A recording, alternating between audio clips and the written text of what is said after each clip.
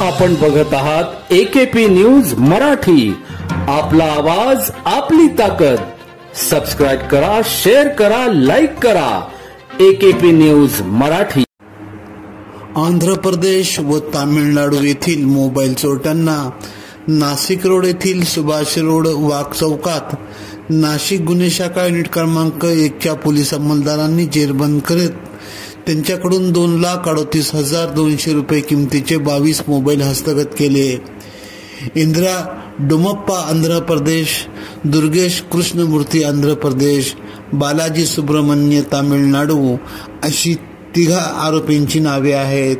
सदरची कामगिरी गुन्हे शाखा युनिट क्रमांक 1 चे वरिष्ठ पोलीस निरीक्षक मधुकर कड यांच्या मार्गदर्शनाखाली सहाय्यक पोलीस निरीक्षक हेमंत तोडकर व त्यांच्या सहकाऱ्यांनी केली।